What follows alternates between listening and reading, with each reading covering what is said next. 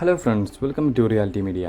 നമ്മളിന്ന് വരുന്നിരിക്കുന്നത് ഇന്ത്യയും പാകിസ്ഥാനും തമ്മിൽ ഇപ്പോൾ നടന്നുകൊണ്ടിരിക്കുന്ന യുദ്ധത്തെപ്പറ്റി കുറച്ച് കാര്യങ്ങൾ സംസാരിക്കാനാണ്. ഫ്രണ്ട്സ്, ഇപ്പോൾ നമ്മൾ സംസാരിക്കാൻ പോകുന്നത് നമ്മൾ ഇന്ത്യയുടെ സുദർശന ചക്രം എന്ന് വിശേഷിപ്പിക്കുന്ന S-400 എന്ന് പറയുന്ന ഒരു അതിഭീകരമായ യന്ത്രത്തെ പറ്റിയാണ്. ഫ്രണ്ട്സ്, നമ്മുടെ ഇന്ത്യ അത് റഷ്യയിൽ നിന്നും 2022 540 ബില്യൺ രൂപയ്ക്കാണ് വാങ്ങിച്ചത്. അതായത് ഇന്ത്യൻ രൂപയിൽ പറയുമ്പോൾ 7000 കോടിയിലധികം രൂപ ചെലവഴിച്ചാണ് നമ്മുടെ ഇന്ത്യ ഈ S-400 എന്ന് പറയുന്ന ആയുധം വാങ്ങിയത്. ഫ്രണ്ട്സ്, അതുപോലെ തന്നെ നിങ്ങളെല്ലാവരും വാർത്തയിൽ കണ്ടു കാണും, ഇന്ത്യ അതേപോലെ അങ്ങോട്ട് മിസൈലുകൾ വിടുന്നു. പക്ഷേ നമുക്ക് പാകിസ്ഥാൻ ഇങ്ങോട്ട് വിടുന്ന ഡ്രോണുകളും മിസൈലുകളും എല്ലാം അതിർത്തിയിൽ പോലും കയറാതെ തന്നെ ഇന്ത്യ തകർത്തെറിയുന്ന കാഴ്ചകളാണ് നമ്മൾ മുഴുവനായി മീഡിയകളിൽ കാണുന്നത്.